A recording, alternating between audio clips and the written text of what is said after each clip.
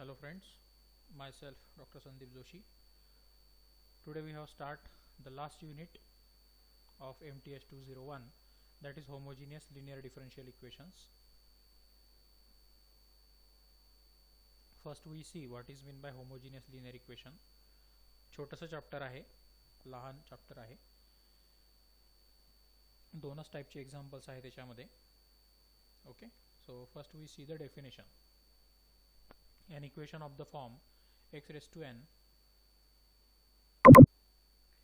an equation of the form x raised to n d raised to n y by dx raised to n plus p1 x raised to n minus 1 d raised to n minus 1 y by dx raised to n minus 1 plus dot dot dot plus pn minus 1 x dy by dx plus pny equal to x, where p1, p2 dot dot dot pn are the constants and x is a function of x, is called as a homogeneous linear differential equation.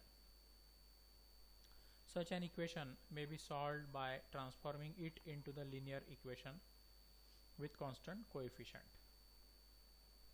Okay, म्हणजे हे equation आपल्याला convert करता येतं linear equation मध्ये, जे आपण याच्या पहिले सॉल्व केलेले आहेत. That is a linear equation with constant coefficients and the procedure is discussed below. मग प्रोसिजर म्हणजे मेथड ऑफ सॉल्विंग कशी आहे तर ती बघूया. So method of solving, consider the homogeneous linear differential equation, that is x raised to n d raised to n y by dx raised to n plus p1 x raised to n minus 1 d raised to n minus 1 y by dx raised to n minus 1 plus dot dot dot plus pn minus 1 into x dy by dx plus pny equal to x dot dot number 1. Here putting z equal to log x. आता काही गोष्टी remind करा किंवा लक्षात ठेवा. that put the value of z equal to log x, that is x equal to e raised to z and d equal to d by dz. ओके, म्हणजे आपल्याला काय पुटअप करायचं आहे, z equal to log x. Okay, आणि जर log याच्यातनं काढायचा असेल then apply e on both side, म्हणजे इथं e रेस टू z आणि इथे e raise to log x. तर e आणि लॉग कॅन्सल होतात, म्हणजे तो येतो फक्त x, म्हणजे x ची व्हॅल्यू तुमची आली e रेस टू z, तीही आली. आणि कॅपिटल डी ची व्हॅल्यू पुटअप करायची आहे तुम्हाला D by D Z. So D Y by D X can be converted into D Y by D Z into D Z by D X. This is by using a chain rule. Okay, got it. So D Y by D Z जसाच्या तसा, आणि D Z by D X कसा येईल मग, that is झेडचा derivative with respect to x. So log x चा derivative with respect to x, it will be 1 upon x. So derivative of log x is 1 upon x, and therefore dy by dz into 1 upon x. मग हा जो x आहे याला मी इकडे पाठवतो, हा इकडे वरती येणार, that is x dy by dx equal to इकडे उरला फक्त dy by dz. त्यातला dy by dz म्हणजे काय, आपण म्हणतो कॅपिटल D आहे, म्हणजे dy by dz येणार तुमचा d इंटू y फक्त. Okay, now second derivative d2y by dx square equal to it is d by dx of dy by dx, that is d by dx of dy by dz into 1 upon x, म्हणजे हा, because dy by dx काय होता आपला, that dy by dz into 1 upon x, तर ती value घेतली आपण इथे. ओके, आता आपण काय करूया, u इंटू व्ही ने डेरिव्हेटिव्ह फाइंड आउट करायचा आहे यांचा, u आणि हा v आहे समजा. ओके, किंवा हा u आहे आणि v आहे, कसं आहे कसंही म्हणू शकता तुम्ही. सो 1 अपॉन एक्स कॉन्स्टंट ठेवू. So what is the derivative of dy by dz, so it will B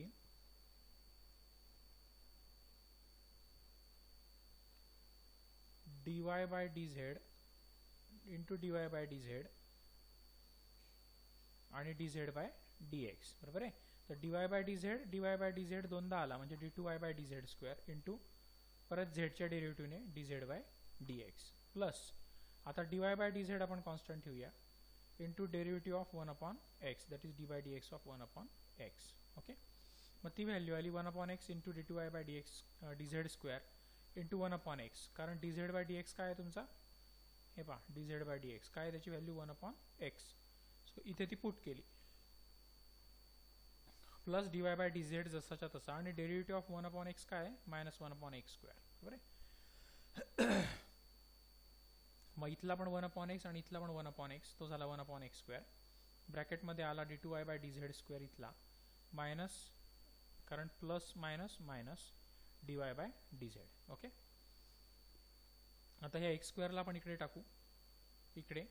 so x² d2y/dx² equal to d2y/dz² minus dy/dz. Okay. therefore x² d2y/dx² equal to d² minus d, कारण d/dz काय आहे तुमचा, d आहे. मग d²/dz² काय येईल, d², minus इथे पण d/dz काय येईल, d. दोघांना कॉमन काय, y, तो बाहेर काढला. दोघांमधनं d जर कॉमन काढला बाहेर तर d इंटू d-1 येईल इथे. So d into d-1 into y, आणि त्याच्यामुळे मग x² d2y/dx² काय झाला, d into d-1 y.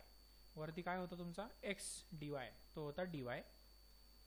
x² d2y/dx² आला, d d-1 y. On the similar line x³ काय येईल, मग x³ d3y/dx³, एक एक ब्रॅकेट वाढत जाईल. d d-1 होती, आता पुढे d-2 into y. Similarly x⁴ d⁴ y/dx⁴ काय आला असता, d d-1 d-2 d-3 into y. Okay. And proceeding in this way, in general, for r belongs to n, we have x⁴ d⁴ y/dx⁴ equal to d d-1 d-2 dot dot dot d minus r plus 1 into y. And hence equation 1 transform into, मग equation 1 जे आहे आपलं, जे homogeneous linear differential equation आहे, हे transform करून कसं दिसेल तुमचं, d d-1 d-2 up to dot dot dot d minus n+1. हा कोणासाठी आहे, it should be for x⁴n d⁴n y/dx⁴n plus p1 d d-1 d-2 dot dot dot d minus n+2, आणि plus dot dot dot pn, सगळ्यांना common काय येईल बाहेर, y equal to z, where z is a function of z into which x is transformed, and this being a linear equation with constant coefficient and can be solved by the method already discussed. आणि हे equation solve करायची method आपण already मागच्या चॅप्टरमध्ये discuss केलेली आहे. तर आपण याच्यावरच आता एक्झाम्पल बघूया.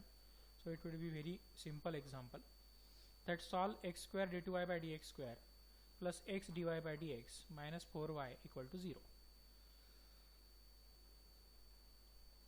आता हे ओळखायचं कसं की हे होमोजिनियस लिनियर डिफरन्शियल इक्वेशन आहे का, तर पहिली जी ज्या ऑर्डरची टर्म आहे, इथे ऑर्डर किती आहे, 2, त्याच पॉवरच्या एक्सच्या टर्मने मल्टिप्लाय केलेलं असेल. दुसरी ज्या ऑर्डरची टर्म आहे त्याच ऑर्डरच्या पॉवरच्या टर्मने, म्हणजे इथे 1 आहे ऑर्डर, तर इथे पॉवर 1 आहे, अशा एक्सच्या टर्मने मल्टिप्लाय केलेलं असेल. या पद्धतीने जर तुम्हाला इक्वेशन सापडलं, म्हणजे इथे x² आहे तर d2y/dx² आहे, इथे x आहे तर dy/dx आहे, या पद्धतीने, then it is a equation of homogeneous linear equation. Okay. So given differential equation is, घेतलं हे जे दिलेलं आहे ते, x² d2y/dx² plus x dy/dx minus 4y equal to 0, dash number 1. Method काय म्हणते, putting z equal to log x, म्हणजेच x equal to काय येईल तुमचा e⁻⁴, आणि कॅपिटल D ची व्हॅल्यू काय असणार आहे, d/dz. त्याच्यानंतर मेथडमध्येच आपण सॉल्व केलेलं आहे की what is the value of x dy/dx, it will B capital dy. नंतर what will the value of x² into d2y/dx², it will B d into d-1 y. म्हणजे सगळ्या व्हॅल्यू आपल्याला वरती काढलेल्या आहेत, त्या फक्त आता याच्यात पुटअप करायच्या. अँड देअरफॉर इक्वेशन 1 बिकम्स, याची व्हॅल्यू असणार आहे d इंटू d-1, याची व्हॅल्यू d, याची -4, आणि सगळ्यांना बाहेर कॉमन y इक्वल टू 0. आणि मग याला सॉल्व केलं तर d² -d plus d -4. So -d plus d cancel, म्हणजे उरतो फक्त d² -4, ब्रॅकेटच्या बाहेर y equal to 0, and which is the linear differential equation with constant coefficient, and therefore the auxiliary equation is d² -4 equal to 0. It is the auxiliary equation. And now डीच्या दोन value आल्या मग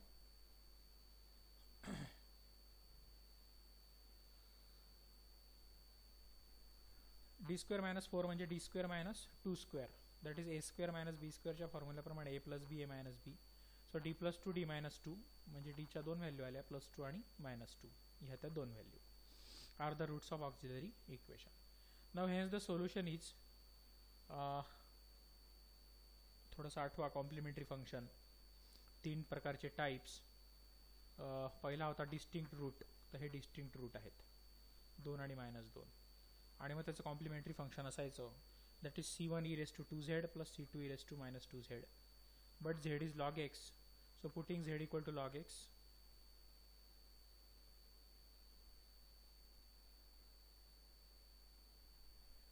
किंवा e⁻² म्हणजे काय टाकायचा x.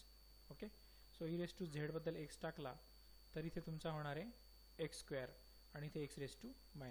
Okay, so answer will be c1x² plus c2x⁻² since e⁻² equal to x. Okay, किंवा z equal to log x टाका आणि मग ही -2 किंवा ही +2 पॉवर log x च्या वरती जाऊ द्या, log आणि e कॅन्सल होईल तरी तुम्हाला हेच मिळेल x² आणि x⁻². ओके, हे होतं एक सिंपल एक्झाम्पल. कारण इथे पर्टिक्युलर इंटिग्रल नाही आहे. तर का नाही आहे पर्टिक्युलर इंटिग्रल? कारण त्याची राईट हँड साईड 0 आहे. समजा आता त्याची राईट हँड साईड 0 नाही आहे, तसं एक एक्झाम्पल बघूया. So this will be second example. Solve x² dy/dx² - 3x dy/dx + 4y = 2x².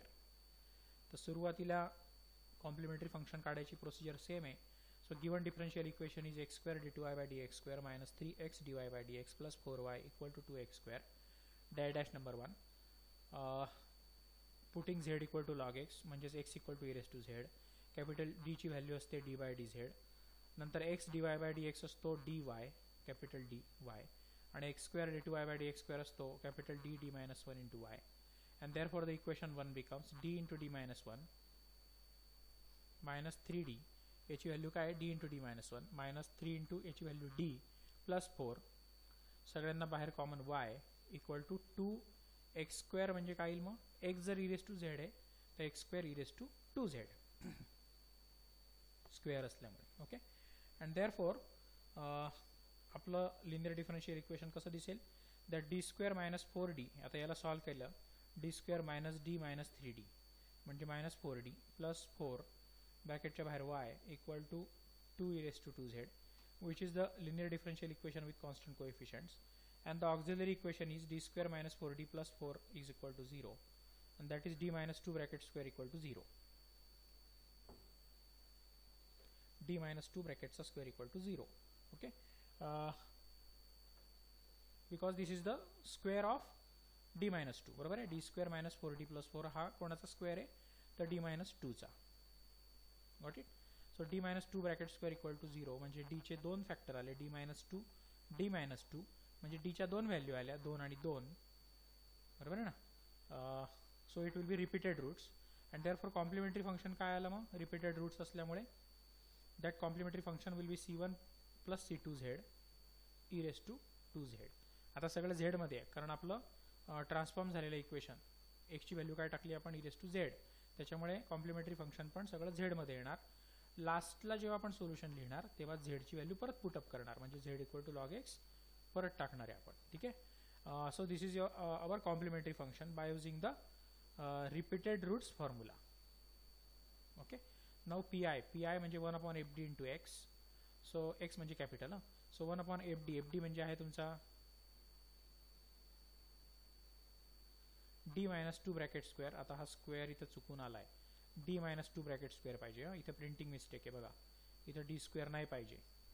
वहीमध्ये लिहिताना काळजी घ्या किंवा मी बोलतोय त्याच्याकडे लक्ष द्या. इथं प्रिंटिंग मिस्टेक झालेली आहे. इथे असणारे फक्त d - 2. Okay, not d² - 2. Okay, हा 2 इथे नको. So it will B d - 2 bracket square 2 into e⁻²z that is x. Okay, मग d बद्दल जर मी a टाकला बघा d - 2 आहे तर a आहे आपला 2. तर d बद्दल जर a टाकला तर 2 - 2 व्हॅल्यू काय होऊन जाईल 0. ओके, मागच्या वेळेस मी तुम्हाला त्या मेथडमध्ये e⁻⁴ ची जी मेथड होती मागच्या चॅप्टरमध्ये तिसऱ्या, तिथे मी 2 फॉर्म्युले सांगितले तुम्हाला. जर d = a टाकून जर 0 आला तर दुसरा फॉर्म्युला वापरायचा, that x⁻r e⁻x r⁴. Okay, या पद्धतीचा तो फॉर्म्युला होता. आठवा परत एकदा किंवा माझं लेक्चर परत बघा. सो तो आला, हा 2 तर कॉन्स्टंट आहे, त्याला बाहेर काढतो मी, आणि मग तो त्या फॉर्म्युल्यावरून सेकंड नंबरच्या, so it will B z², कारण तो काय होता x⁻r. ओके, इथे r किती आहे 2, कारण ब्रॅकेटच्या डोक्यावर 2 आहे. ब्रॅकेटच्या डोक्यावर जी व्हॅल्यू असते ती r असते, आणि आपलं इक्वेशन सगळं z मध्ये. सो x⁻r च्या ऐवजी z⁻r, सो z² e⁻ax, तर इथं az असणार आहे, so e⁻2z upon r⁴. r म्हणजे किती आहे 2 फॅक्टोरियल. ओके, नंतर हा 2 आणि 2 फॅक्टोरियल कॅन्सल झाला, कारण 2 फॅक्टोरियल 2च असतो, so that will be cancel, म्हणजे उरतो फक्त z² into e⁻2z. and therefore the general solution is equal to complementary function plus particular integral, and that will be c1 plus c2z e⁻2z, म्हणजे हा complementary function, plus pi is z² e⁻2z, that is equal to c1 plus c2 z बद्दल log x e⁻2z म्हणजे log x e⁻2z म्हणजे x², बरोबर ना, कारण e⁻z म्हणजे x आहे, सो x चा स्क्वेअर प्लस z² म्हणजे आला तुमचा परत log x चा स्क्वेअर, कारण z = log x आहे, सो z² = log x², आणि e⁻2z आला परत x². Okay, so that is your final solution. तर अशा पद्धतीने होमोजिनियस इक्वेशन ट्रान्सफॉर्म होतं युझिंग दॅट 2-3 व्हॅल्यूज. ह्या फक्त लक्षात ठेवायच्या, पहिल्या 2 लाईन या पुटअप केल्या की पुढचं एक्झाम्पल तुमचं ऑटोमॅटिक सॉल्व्ह होतं. ओके, आणि बाकीचं जे पुढचं काम आहे ते मागच्या चॅप्टरमध्ये आपण जे 5 टाईप शिकलेलो आहोत पर्टिक्युलर इंटिग्रल काढायचे, त्याच्यावरून हे सगळं सॉल्व्ह करता येतं. ओके, आता याच्यामध्ये दुसरा एक फॉर्म आहे की equation reducible to homogeneous linear form. Okay, तो आपण नेक्स्ट लेक्चरला बघणार आहोत.